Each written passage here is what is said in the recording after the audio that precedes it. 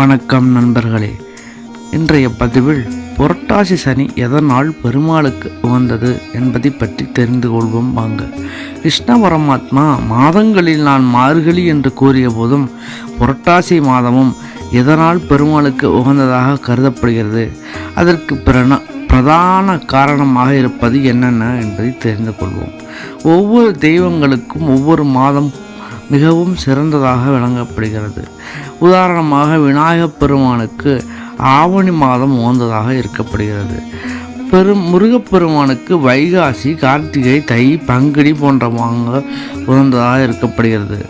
ஆடி, புரட்டாசி, பங்குனி போன்ற மாதங்கள் அம்மனுக்கு மிக உகந்ததாக இருக்கப்படுகிறது. ஐப்பசி, கார்த்திகை, மார்கழி, மாசி, பங்குனி, ஆனி, ஆவணி போன்ற மாதங்கள் சிவபெருமானுக்கு உகந்ததாக விளங்கப்படுகிறது. ஆனால் விஷ்ணு பகவானுக்கு புரட்டாசி, மார்கழி, ஆனி போன்ற மாதங்கள் உகந்தையாக கருதப்படுகிறது. புரட்டாசி சனிக்கிழமைகளில் மிகவும் பெருமாளுக்கு உகந்ததாக கருதப்படுகிறது. இந்நிலைமையில் புரட்டாசி மாத சனிக்கிழமை என்று பெருமாளுக்கு விரதம் இருந்து வழிபட்டால் சிறப்பான வரங்களை அருள்வதுடன் ஆண்டு முழுதும் ஆனந்தத்தை தருகின்றனர். சனி பகவான் ஒரு முறை பெருமாளை சந்தித்து வணங்கிய போது தான் பிறந்த புரட்டாசி சனிக்கிழமையை இறைவனுக்கு உகந்த நாளாக கருத வேண்டும் என்று வேண்டினார்.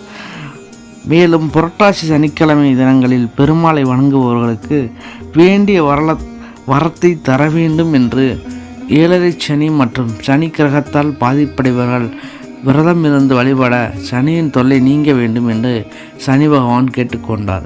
பெருமாளும் சனீஸ்வரன் கேட்ட வரத்தை அளித்து புரட்டாசி சனிக்கிழமையை தனக்கு உகந்த நாளாக ஏற்றுக்கொண்டார். அதனால்தான் புரட்டாசி சனிக்கிழமை பெருமாளுக்கு மிகவும் உகந்த நாளாக இருக்கிறது. அடுத்த பதிவில் புரட்டாசி சனிக்கிழமை அன்று நாம் எவ்வாறு பெருமாளை வணங்குவது என்பதை பற்றி பார்க்கலாம். நன்றி, வணக்கம்.